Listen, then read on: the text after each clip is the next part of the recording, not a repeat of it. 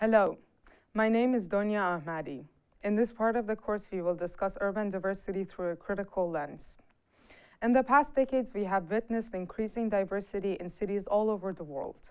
Diversity derives from many different factors, from more conventional demographic indicators like ethnicity, age, gender, and socioeconomic class, to more fluid notions such as behavior, lifestyles, and activities.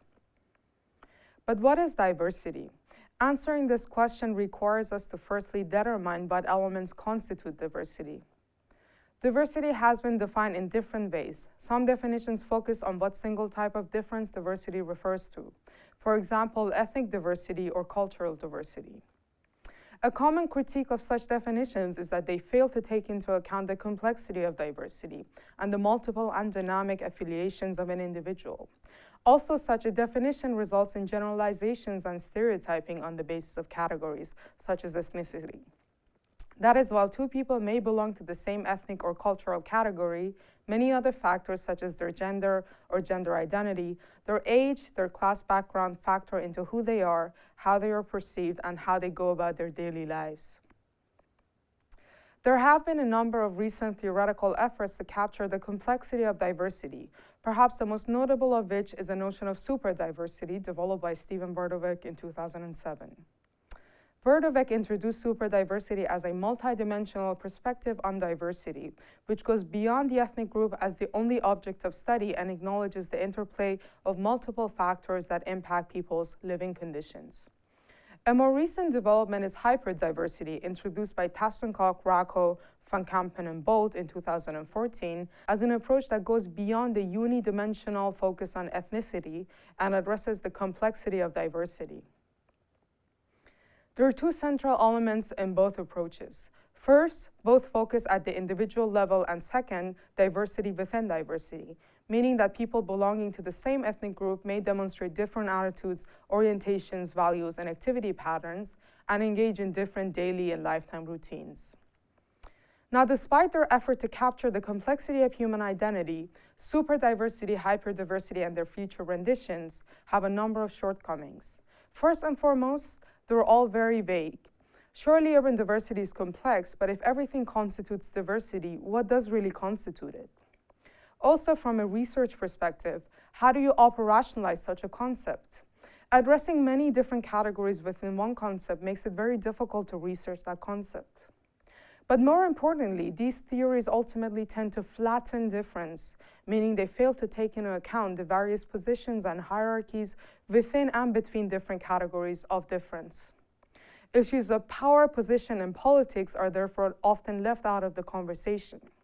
The absence of power therefore results in an acritical stance in relation to diversity, which addresses difference only at the level of an individual and leaves out collective experiences of systemic discrimination and inequality. In a nutshell, a one-dimensional understanding of diversity allows for the recognition of one category at a time, while multidimensional diversity frameworks such as superdiversity and hyperdiversity address different categories at once. Both approaches, however, fall short in addressing privilege and oppression, since they do not take into account the intersections of different categories.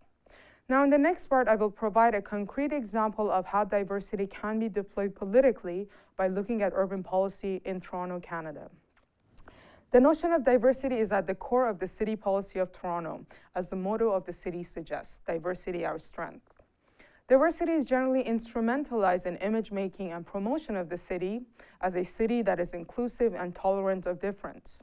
Diversity is identified as a, quote, key competitive strength upon which the city must build, unquote, in Toronto's immigration and settlement policy framework of the year 2000.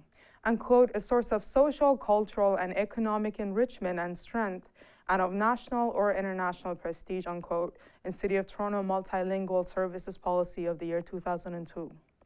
In the City of Toronto's strategic actions 2013 till 2018, the promotion and celebration of diversity is a key component of the city vision. It further emphasizes that Toronto's diversity is an economic driver and asset that should be leveraged. While recognition of diversity is important, there is a danger in instrumentalizing diversity as an economic asset, since the approach focuses specifically on groups who contribute to the city's economy, creative industries, arts, and culture. At the same time, it leaves out groups that are not considered to contribute to economic competitiveness, for instance, the homeless, the racialized poor, and welfare recipients. Therefore, policy discourses as such can create a subtle differentiation between what is perceived as desirable and undesirable diversity, meaning that the types of diversity that cannot be capitalized on for economic gains are rendered undesirable. Diversity as a political tool can therefore serve to depoliticize. In the words of sociologist Himani Banerjee, the ideological nature of diversity is evident from, quote, its frequent use and efficacy in the public and official, that is, institutional realms.